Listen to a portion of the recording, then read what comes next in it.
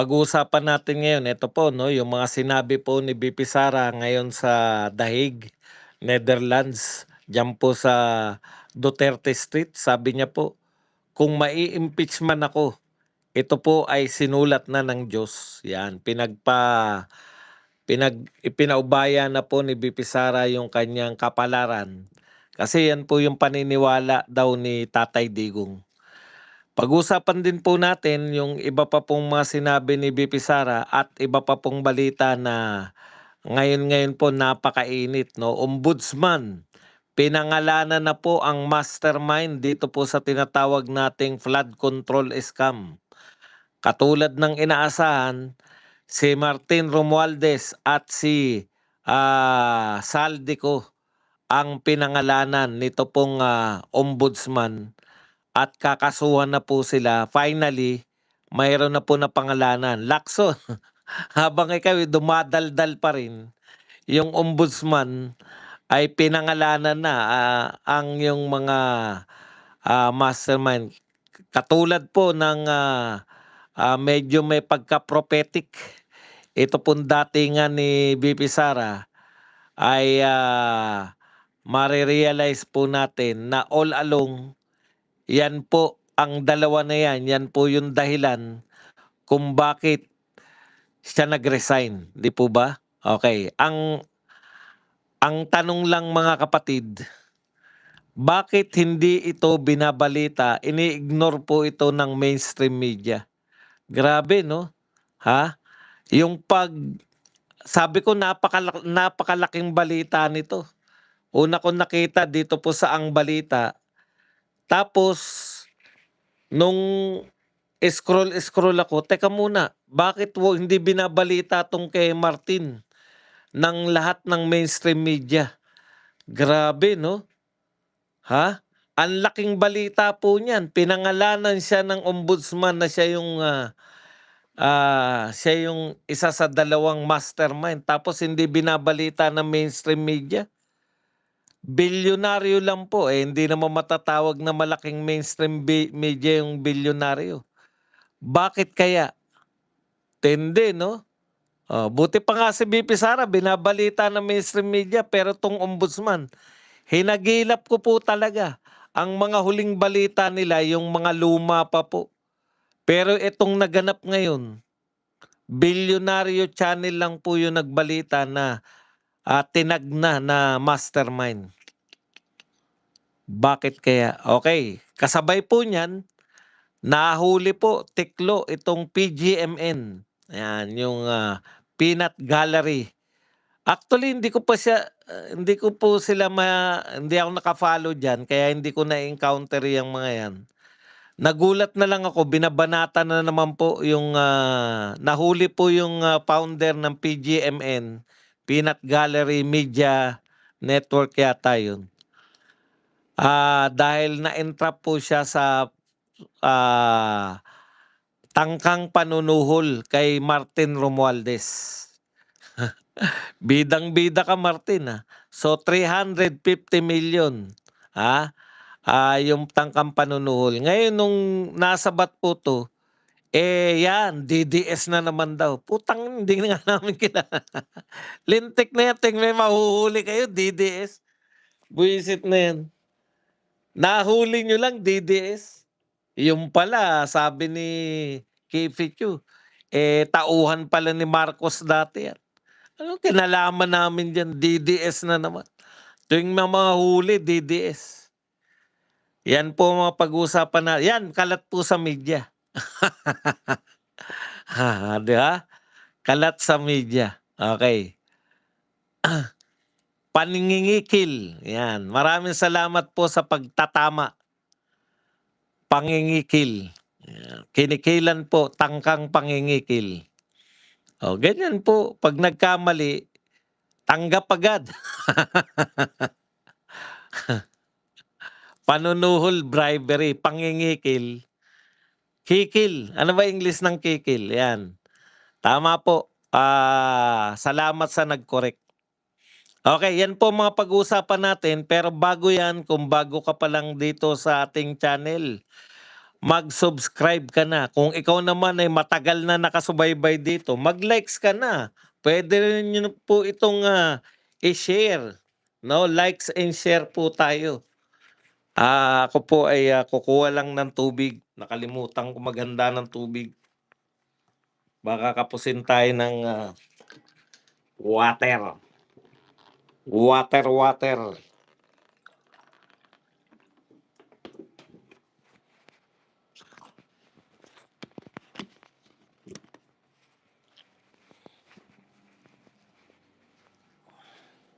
Okay. Pag-usapan natin mga kapatid, no? Unahin na po natin tong mga sinabi ni BP Sara. Alam nyo, ang galing talaga, no? Ay yung mga Duterte, hindi po sila yung mga matulain magsalita, hindi po katulad yan ng mga dilawan eh. Katangian po ng mga dilawan yung babasagin natin, iaahon natin sa lugmok ng kahirapan ang mamamayang Pilipino. Eto pong mga Duterte pag nagsalita, wala pong direct to the point po, no? Nang gusto nilang sabihin.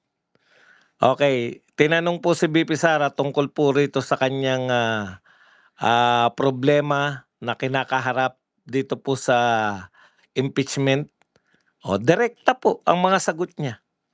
Hindi po wala po yung mga tatanungin lang paano po natin tutulungan yung mga magsasaka. Ang mga magsasaka ay ano yan, no? Ugat ng buhay ang kala mo talaga, paano po natin tutulungan ng mga hirap?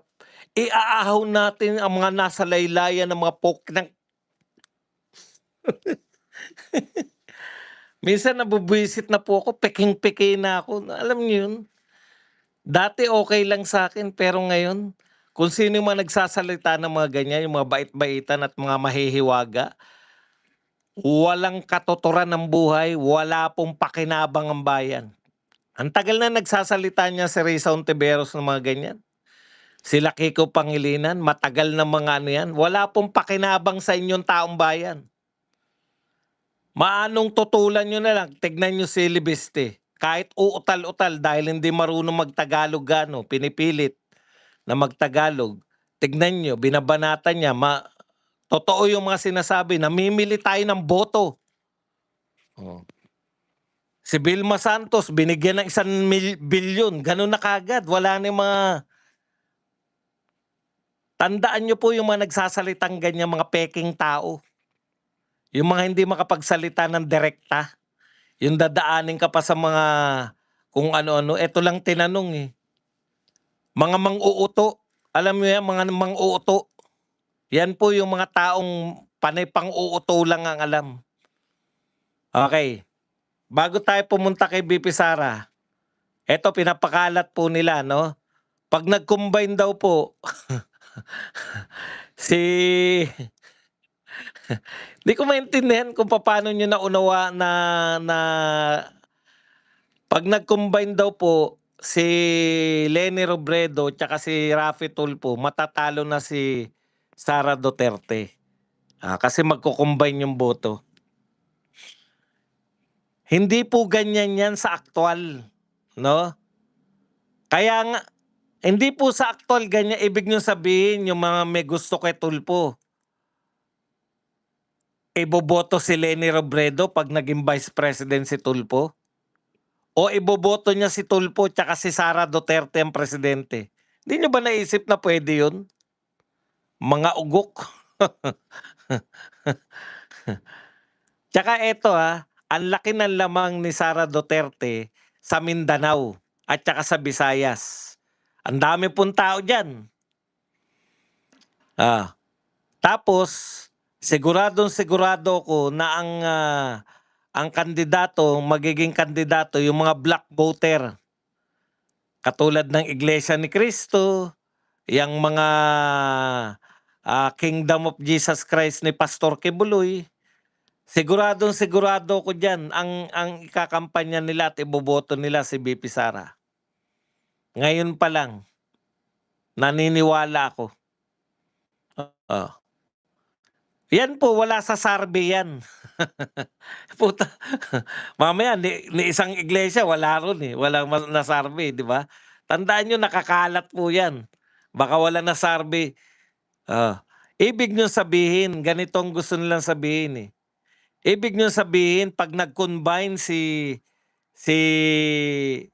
Lenlen at saka si Rafraf, yung mga botante po, yung botante ni VP Sara sa Mindanao, ay Duterte ako, eh, Sara Duterte kami solid, eh. Pero dahil nag-combine na si Rapi at saka si Lenlen, putya kay Lenlen na ako boboto. Hindi ba kalokohan po 'yun? Hindi niyo ba naisip na katarantaduhan? Nag-combine lang kayo babaliktad yung Mindanao? Nag-combine lang kayo babaliktad yung mga Bisaya? Putangina katarantaduhan 'yan. Yung mga ganyang pagsusuri sa survey, yan po ay pagsusuri po ng mga ganyan, nakaganyan, ha? Totoo ba yan? Oo nga 'no, utot nyo. Okay, punta po tayo rito sa ano, yun na nga, eh, nangunguna na nga. Sa lahat ng survey nangunguna na nga si VP Sara. Pagdating po hindi po yung survey nagma-mind conditioning, eh. Nangunguna po sa lahat si VP Sara, eh. Yung nagko-condition po, yung nagko-condition po nagma-mind conditioning yung mga media. Kasi ini-interpret nila, malapit na, lumalapit na si Leni Robredo. Puta 'pag tinignan mo 43, ilan si Leni Robredo, 27. Lumapit na ba yun? Ang malapit 43, 42 ka o kaya 43, 41% ka. 43, tapos ang kasunod 27 lumalapit na raw. Putang ina, iuntog niyo na ulo niyo.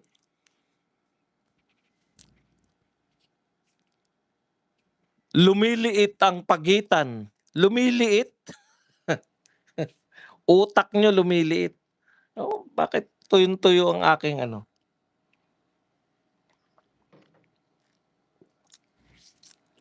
Okay.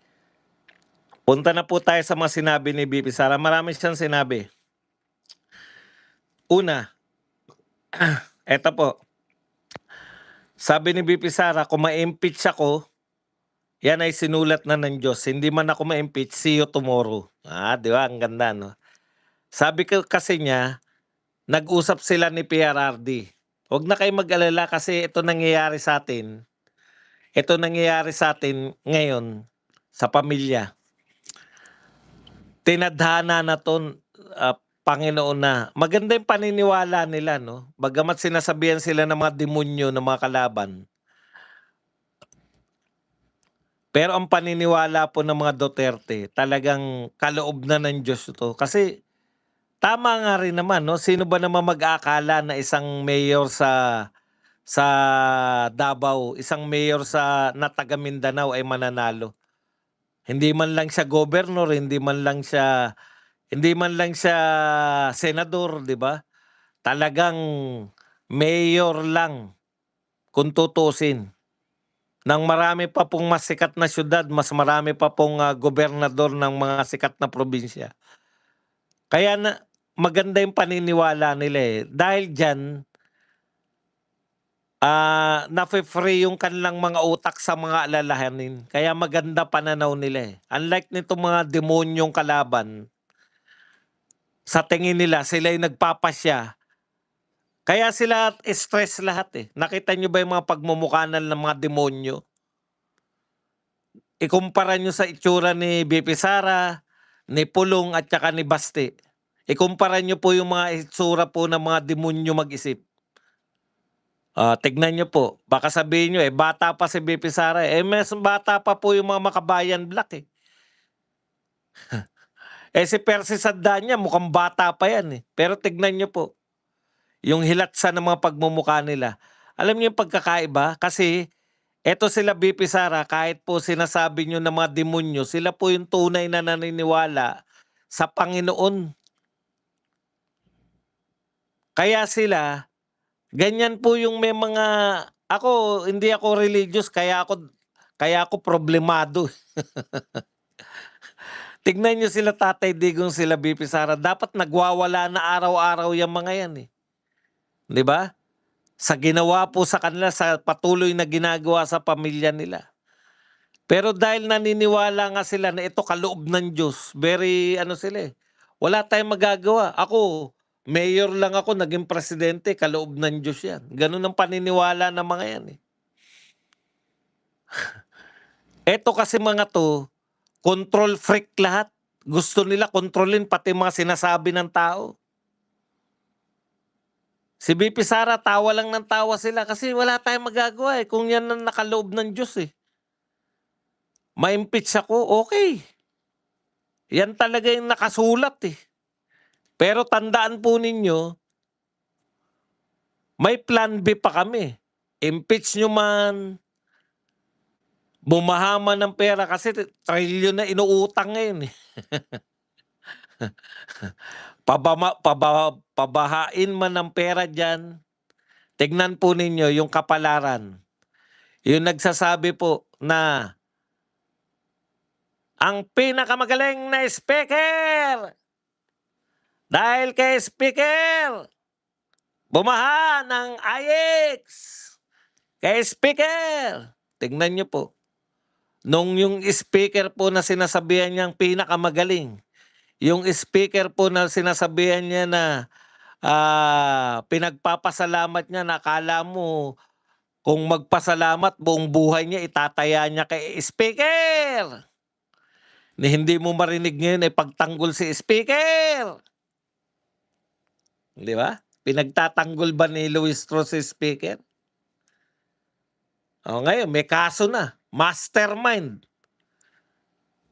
Ni walang nagtanggol, sana sila Chua? Puta, nagbaliktaran na. Dating lakas si MD. NUP na ngayon si Chua. Ngayong araw lang bumaliktad.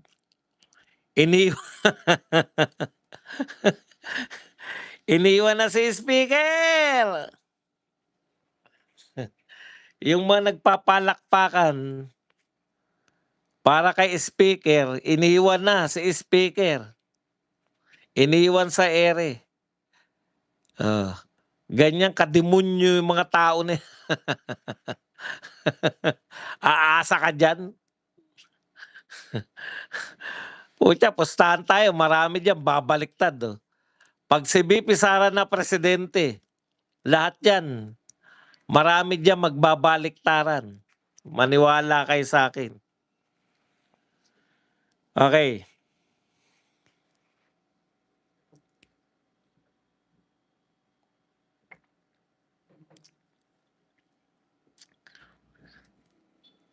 Ito po, sinabi ni BP Sara, dito talaga masasabi na mabuti silang anak, eh. Yung mga Duterte siblings. Yan talaga patunay na mabubuti silang anak. Nagsasalitan sila. Walang pakialam. Kahit na magtanong kayo kung saan galing yung pamasahe nila, hindi humingi sa inyo.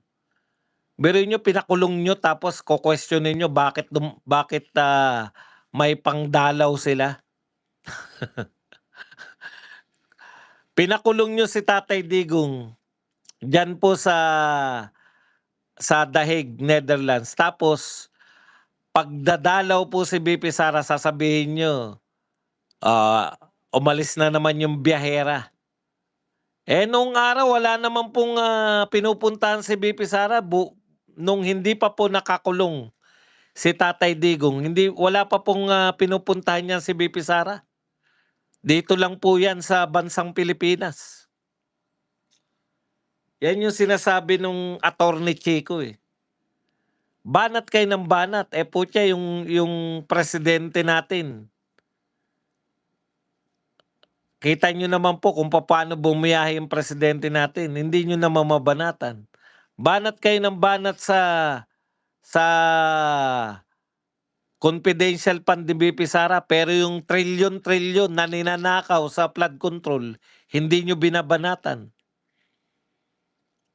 Kaya halatang halata, eh. Ito po, kahit sino pa po ang tatakbo laban kay BP Sara, isa lang po ang katanungan ng mamamayang Pilipino. Bakit hindi kayo nagsasalita laban sa flood control scam? Leni Robredo, bakit tahimik ka sa flood control scam? Raffy Tulfo, bakit tahimik kayo? John Vic Remulla, Bam Aquino, Reysa Hontiveros, ang daldal mo kahit saan no. Yung baklang umihi sa CR ng babae, pe- nag nag-imbestiga ka dahil may baklang gustong umihi sa CR ng babae. Gusto nyong usigin yung gwardiya. Oh, bakit tahimik kayo sa flood control? Yan lang po ang ibabato ng tao sa inyo pag nangampanya kayo. Bakit tahimik kayo sa flood control scam? Lahat kayo. Bakit tahimik kayo sa pagnanakaw? Oh.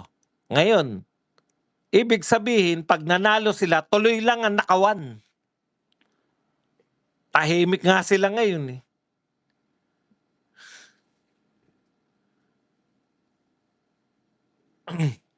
Naranasan na po namin, hindi nyo na po kinakailangan sabihin yung Davao City. Naranasan na namin yung tatak ng Duterte sa Pilipinas. Nakita po namin. Wala pong magnanakaw, kung meron man, hindi ganito kalaki. Pwede ba mong mawawalan yan? Siyempre, nagpigil nga. Kaya nga ayaw nilang bumalik yung Duterte kasi napigilan sila magnakaw for 6 years. Takot din eh. Mas malala to, si Sara Duterte.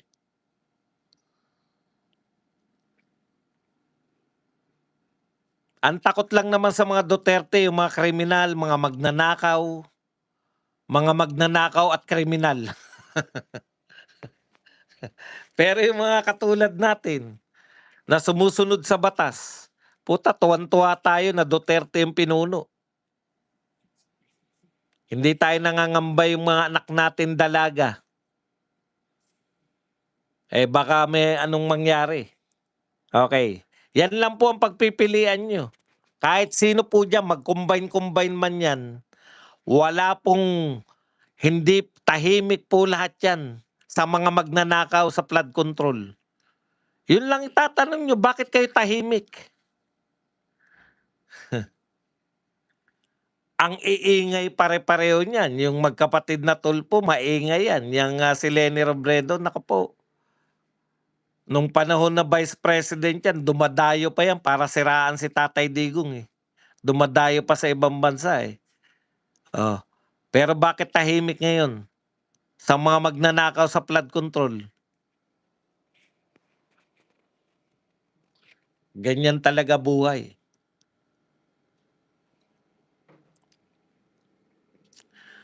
Alam nyo, bakit mapagmahal na ano to? Sabi ni BP Sara, baka si PRRD sa tagal ng, ang tagal ng ano eh. Alam nyo ba kung kailan magsisimula? Pwede raw sa October 2026. October ha. Yung simula pa lang ng trial. At pwede rin na sa February 2027. Imagine, simula pa lang ng trial. Tapos nakakulong na. Ganyan po kasutil yung putang. Kayo mga taga-ICC, kayo mga hayop kayo. Sana madakip na kayo ng Russia. Hindi ako, wala akong pakialam sa Russia, pero may warrant of arrest kayo. Sana sadyain ng Russia kayo yung parang ginawa ng Amerika sa ano, doon sa presidente ng, ano nang ang presidente yun? Sana ganun ang gawin sa inyo ni Putin para makabawi kami sa ginagawa nyo kay Tatay Digong. Okay, anyways, sabi po ni BP Sara, nag-iisip tayo na baka nga dyan siya bawian ng buhay sa loob ng ICC detention facility. So dapat yung maalala niya ay yung masasayang bagay. Venezuela. Sana ganyan ang gawin sa inyo ni Putin. Lusubin kayo at paghuhulihin kayo lahat. Mga hinayo pa kayo.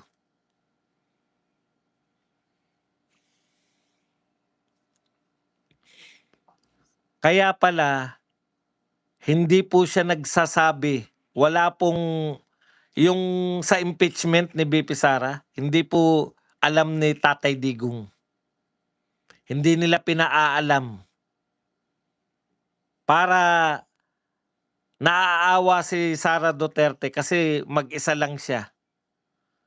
Mag-isa lang po si Tatay Digong, mag-o-overthink daw. Kawawa naman. Ang gusto lang po na maalala ni Sara Duterte, maalala sa kanila yung panay kasiyahan lang, yung mga magagandang bagay lang. Kaya panay biro lang si Tatay Digong, 'di ba? O kumusta na yung mga girlfriend ko diyan. Ganun lang po. Hindi pala nila pinaabot yung mga ginagawa sa kanilang panggigipit kasi siyempre tatay yan, eh. Ayaw na nilang pasamay ng loob. Nakita niyo po kung gaano kabuting anak. Tapos yung mga nagmamarunong na mabubuti silang tao, puta kamag-anak nyo nga si Noynoy namatay mag-isa, eh.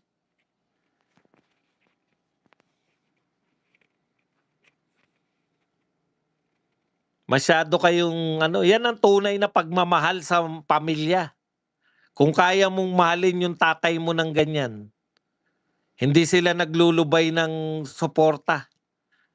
Palit-palitan, lagi pong merong anak na dumadalaw, palit-palitan lang sila ng ano, ng araw ng dalaw. Pero hindi po lilipas ang isang linggo na walang pamilya na o walang anak na dumalaw kay Tatay Digong.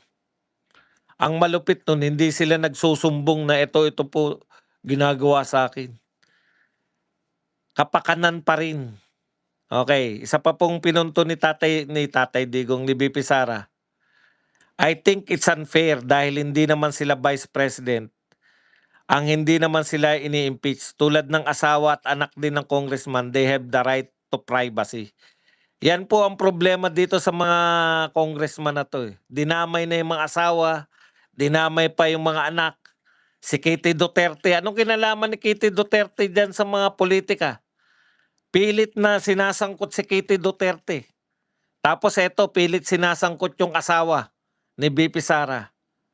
Kayo kaya, malamang galit na galit kayo, pakita lang yung picture ng mga pangit yung asawa. Hindi nga na wala po kaming pakialam sa asawa nyo. Kung may tinitira kami, kayo lang congressman. Pero kayo matitindi kayong mga congressman kayo, eh. Pati asawa ni VP Sara, pati anak ni Tatay Digong na walang kinalaman sa politika, tinitiran nyo. Alam nyo ginagawa nyo kay Kitty?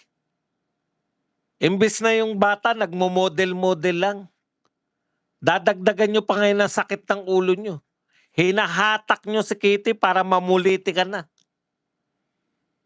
Madadagdagan pa ngayon ng Duterte sa politika. Oh. Yan ang ginagawa nyo. Maganda na maganda at na model-model lang na kung ano-ano si Kitty.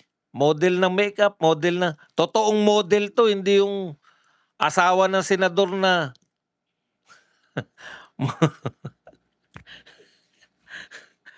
Kaya sabi ko nga, bakit sikat ba na modelo yan? May pinagtanungan ako, bakit lagi nasa Paris yan? Yung pala pag may mga Paris show, doon naman siya sa labas ng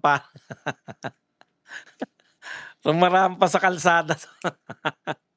Hindi pala parte ng ano, hindi pala parte ng fashion show yan. Akala ko naman, sabi ko, pwede pala sa mga Paris yung mga sa Europe yung mga hindi naman katangkaran, eh, 'di ba? Pwede palang mga modelo yang mga ganyan. Nagtataka kasi ako, eh. Ang mga modelo alam ko mga 6-footer, eh. Tapos si Heart Evangelista, siyempre 'di ba proud ka rin. Biruin mo siya yata pinakamaliit na modelo. Nung na-realize rampa na 'pag may tao rampa.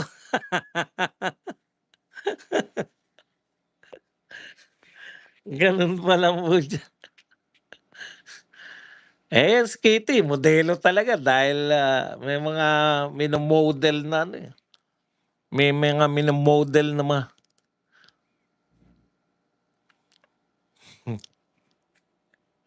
na-realize sabi sa'kin, "Hindi, sa labas lang siya nagmo-model." Sa labas? Anong sa labas? Sa labas, sa kalsada.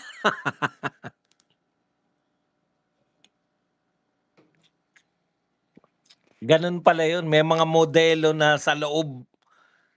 Eto mga model na panlabas parang ako taga BGC ako, eh, BGC Gilid. Sabi nga ni VP Sara, alam nyo, ah, yung sinabi na 'to ni VP Sara, eh, 'di ba? Sabi ni VP Sara, kung hinayaan niyo lang siya nagtanim na nagtanim, inatake niya kaya sakit ng ulo nila si VP Sara, 'di ba? Hinayaan niyo lang na magtanim ng puno, putya okey. So, unfair po yung ginagawa niyo, pero tiyak yan sa mga congressman, subukan niyong kantiin yung pamilya nila, magwawala kaagad yan, pero sila kinakanti lahat. Buti nga matatag na lang 'tong mga Duterte, talagang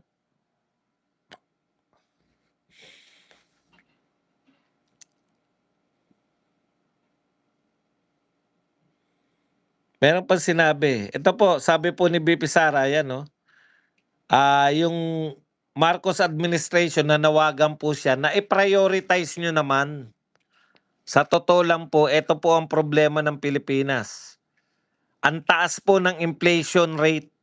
Ibig sabihin po ng inflation rate, mabilis po yung pagtaas ng presyo, pangkalahatan po na pagtaas ng presyo ng bilihin. Yan po ang prioritize nyo. Pagbaba ng piso, bagsak ang piso. Magkano na po ang dolyar ngayon? 61? Napakataas ng piso. Napakababa po ng piso kumpara sa dolyar. At saka siyempre, yan pong hindi pa rin po tapos yung problema natin dyan sa Middle East. Alam niyo po, lahat sa ASEAN, yan yung sinasabi ni Amy Marcos, eh. Asan na yung ano natin, yung mga order natin sa Russia? Bakit minsan lang tayo umorder? Pati kasi pag-order natin ng langis, pinapaalam natin, eh. Yan po ang importante sa susunod kung bakit po dapat si Sara Duterte, kasi etong mga 'to, mga walang buto yan pagdating po sa US. Hindi po naman natin sinasabi na awayin natin ang US. Sa ano ba tayo? Kaya ba natin ang US? Hindi po. Makipagkaibigan rin po tayo sa iba. Kaibigan po natin ang US. Wala po tayong sinasabi na awayin. Hindi naman tayo mga makabayan ba tayo na lahat kaaway? Hindi naman po, eh. In fact, si Tatay Digong, saksi po kayo lahat. Magkaibigan sila ni Donald Trump noon. May magdi-deny ba niyan sa inyo? Kaya mali yung propaganda niyo na anti-US si Tatay Digong. Nagdagdag lang po siya ng kaibigan. Dati na nating kaibigan ng US. Ako rin po, gusto ko rin po kaibigan ng US. Bakit hindi mo kakaibiganin niya? Matagal mo ng kaibigan niya. Pero dagdagan naman natin ang kaibigan natin. Wag lang pong US. Friends to all, enemies to none. Pwede po yun. Kung kaibigan natin yung Russia at China, putya, baka hindi tayo namroblema. Biruin niyo yun. Yung China po, yung China, direkta sila sa Iran. Tapos Russia pa, alternative natin. Dami nating okay, punta na po tayo rito, no? Ombudsman, ito po balita na hindi binabalita ng ibang mainstream media. Ngayon lang po 'to o kahapon pa pala 'to. Ombudsman Romualdez co-mastermind of 56 billion flood control kickbacks. Hindi na po 'to iimbestigahan. Hindi na po. ito na po ay talagang tahasan na po, direkta na po sinabi ng ombudsman na ang mastermind, yung hinahanap po nating mastermind ay walang iba kundi si Martin Romualdez at to si Saldico. Pero magtataka ka po sa mainstream media, hindi po binabalita to. Ang laking balita po nito. Okay. This opportunistic corruption was carried out with brazenness that speaks not only of immense greed but of complete disregard for consequence. Ayon pa po dito sa meron po silang tinatawag na yung Congress yung Ombudsman, Special Panel of Investigators. So inimbestigahan po nila, may nakatutok po rito sa flood control. Sabi po ng SPI,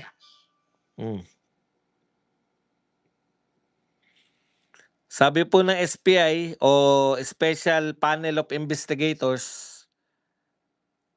si Romualdez daw po ay ginamit si Jose Raulito Paras. Yan pong kanyang fraternity brother sa Upsilon Sigma Pi as a dummy to acquire Forbes Park property that supposedly serve as drop-off point and storage facility for the illicit funds. So yung sinasabi po ni Gutesa na nagde-deliver sila, bumabagsak sa Forbes Park, yan po, bumili sila ng mansyon para lang po paglagakan ng mga male-maleta. Antindi, no? So ano po yung papel ng dalawa? O kaya po, tumutugma po to sa sinasabi ni Ko. Sa statement po ni Ko, ni Saldico, dun sa mga video, yan. At tumutugma rin po to sa kay Orly Gutesa na naging testigo sa Senado at saka ito pong mga tinatawag na 18 ex-Marines. Okay.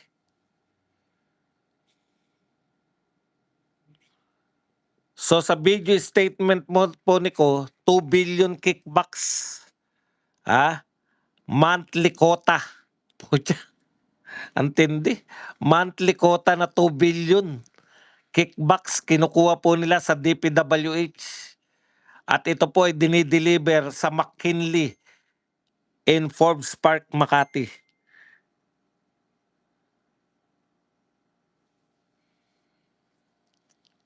Grabe, no? 2 billion a month. When the volume of cash increase, allegedly that Romualdez instructed him to redirect deliveries to a property on 30 Tamarin Street in the same exclusive village, enclave.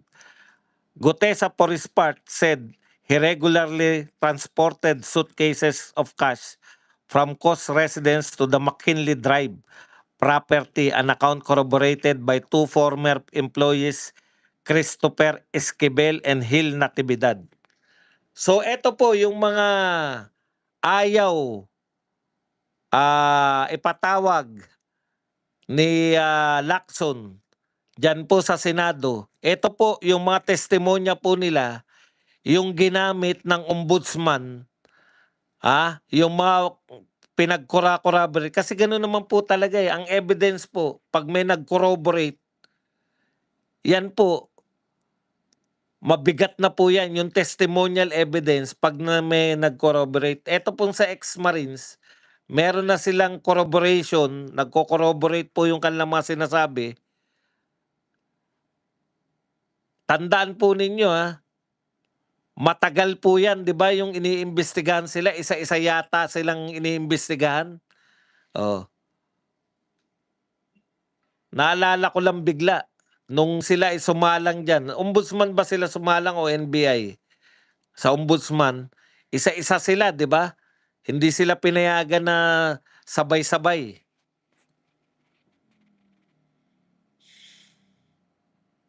So sa madaling salita, ayon dito sa balita ng bilyonaryo, these coordinated acts are not isolated or coincidental.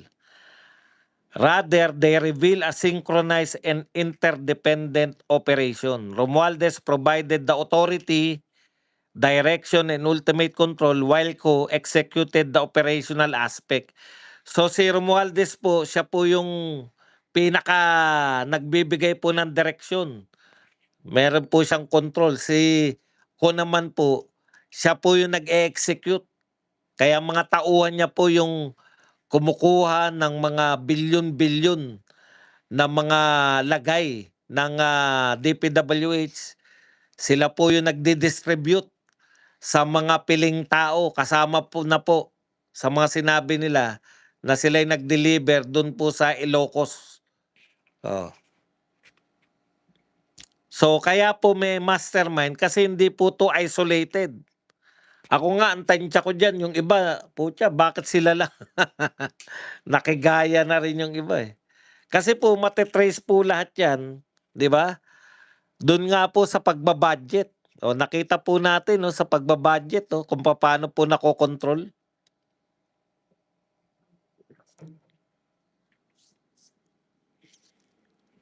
Okay.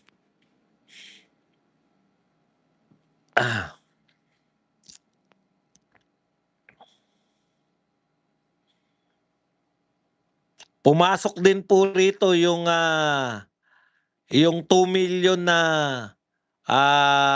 donasyon ni Romualdez, $2 million sa Harvard na si Paras din po. So si Paras po yung pinaniniwalaan na dami po nito ni Romualdez. So titignan po natin kung malapit na pong makulong to si Romualdez, susubaybayan po natin. Ngayon, kaugnay po niyan, lumabas rin po ngayon ito pong social media personality na nagngangalang Franco Mabanta.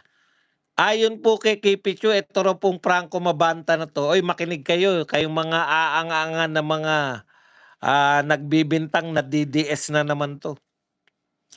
Hindi po namin kilala to.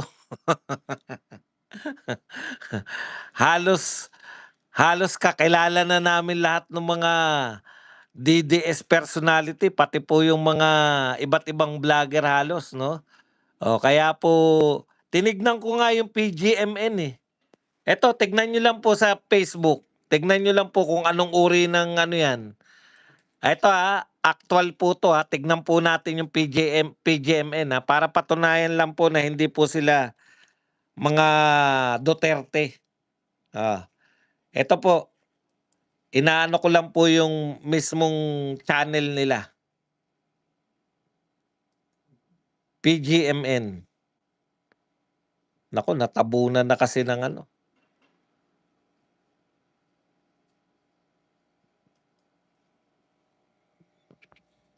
Peanut Gallery Media Network. Yan. Paano magiging ano yan? Ito ang balita nila. Senator Robin Padilla, di ba? O yan, 25 minutes. O ito po. Manila Mayor Isko Dumagoso. Welcome donation. 1 hour. Peanut Gallery, Senate. Si Bam Aquino naman to. Ito naman si BBM. 2 hours ago.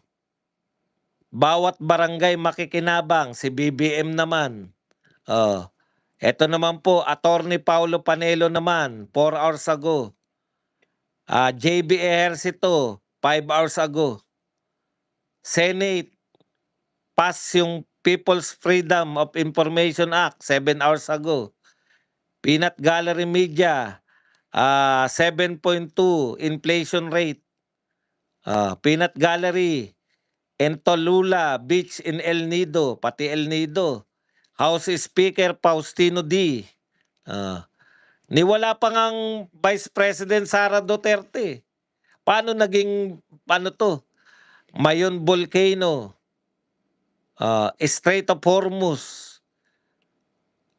Mayat maya pala halos to. Tapos may interview sila kay Edo Manzano. Talagang hindi po totoo yan. Etong problema automatic eh. Pag may nahuli po, katulad si Ramon Revilla, putya, DDS sila ng DDS kay Ramon Revilla. Paano naging DDS si Ramon Revilla? Okay. Tapos nakita po natin sa post ni Kipichu, eto po yung sinabi ni Kipichu, eh. Yan po, talagang Duterte po yan. Ayon po kay Kipichu, etong mabanta na 'to, tignan natin, Okey. Former BBM Social Media Director. O former BBM Social Media Director pala yan, eh. Anong kinalaman ng mga Duterte diyan?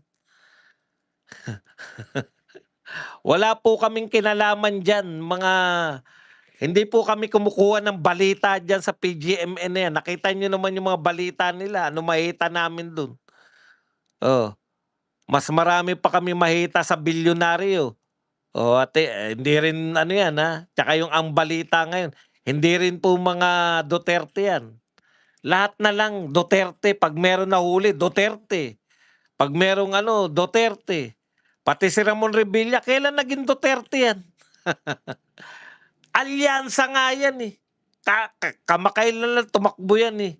Last year lang po yung eleksyon, tumakbo po yan. At saka kapartido po yan ni Martin. Papaano naging Duterte yan? Pati nga po si Saldico. Nung si Saldico po ay lumabas na, lumantad na, DDS daw. Putang, kailan pa naging DDS yan? DDS si Saldico? Yan nga numero unong binabanata ni BP Sara. Yan din ang numero unong bumabanat kay BP Sara. Sila ni Martin po ang inakusahan ni BP Sara na may control ng budget ng Pilipinas. Tapos DDS. Tindi na mga utak. Lahat ng bumaliktad, lahat na nahuli, DDS, automatic sa mga utak nila. Mga DDS, ngayon pa ba, sa tagal na po ng mga Duterte, meron po mga panahon na may ibang panahon nakakasama namin yung mga yan, nagkikita-kita. Tapos hindi pa rin namin alam kung DDS yung mga yan o hindi. Okay, ano ba tong kaso nito? Hindi, inano ko lang para mabura po na ito ay hindi po 'to DDS 'tong mabanta na 'to. In fact, sabi ni Kipicho kasi magkakakilala yang mga dito po kasi sa pagba-vlog meron pong mga vlogger na ano po 'to, yung level po ng vlogging yung magkakaamoy. May mga vlogger po na mga mukhang sosyal, amoy sosyal, 'di ba? O yan, maka-categorize po natin ang mga vlogger depende po sa amoy.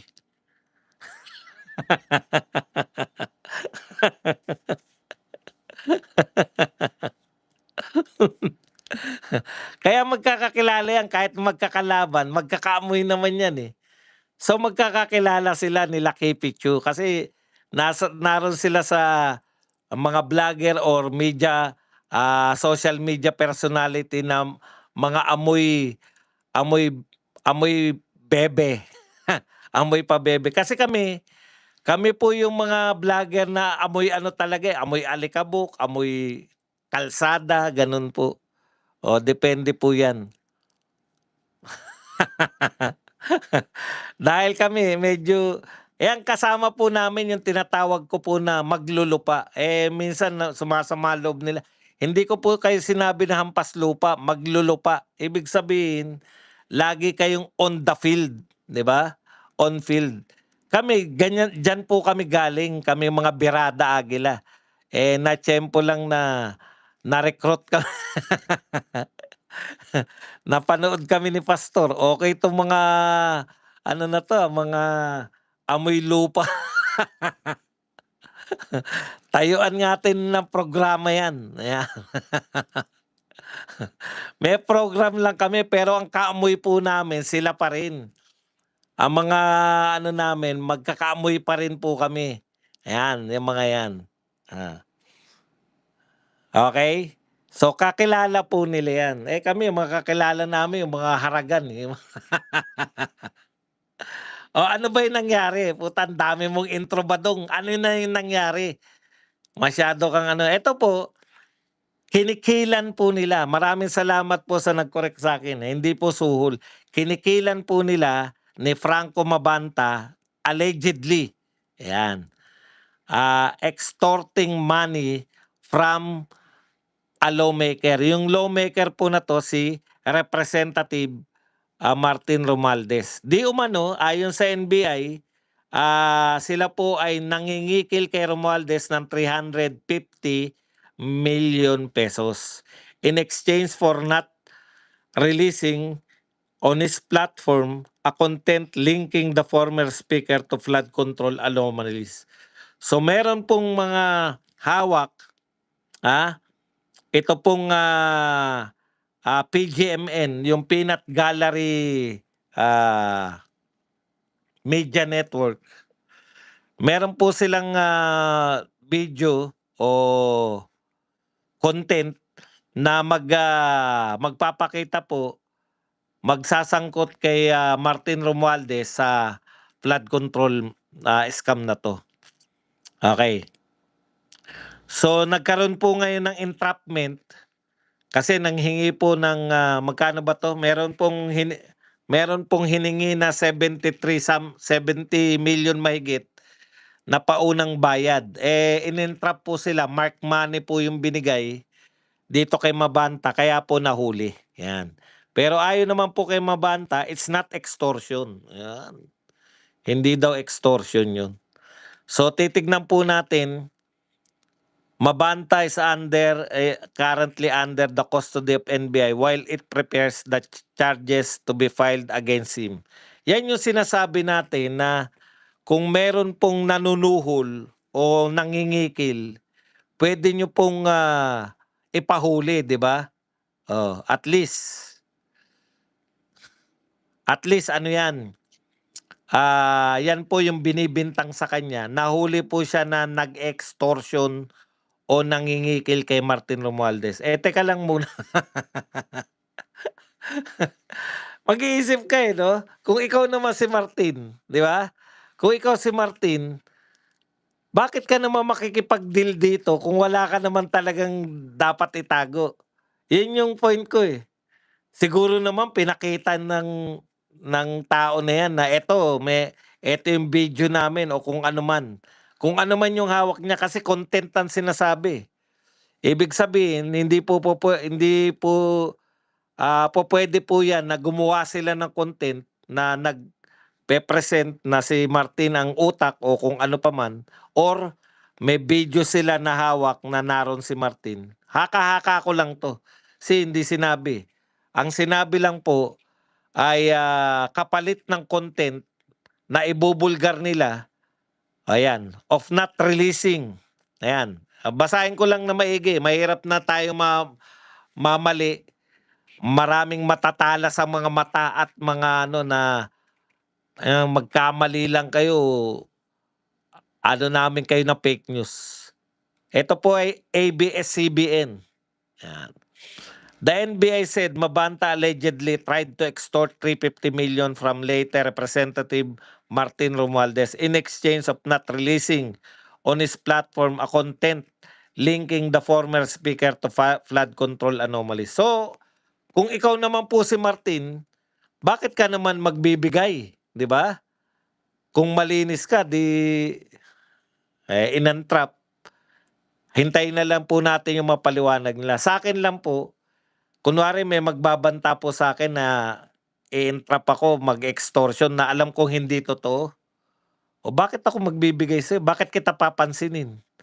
Alam ko namang hindi totoo yan. Ngayon, ang lakas din naman ng loob na mag-extort kung alam niyang hindi totoo. Di ba? Kung alam niya na yung hinahawakan niya wala namang kwenta. Kaya abangan natin kung may ilalabas tong PGMN. Ngayon ko lang po talaga na meron palang ganyang PGMN na yan.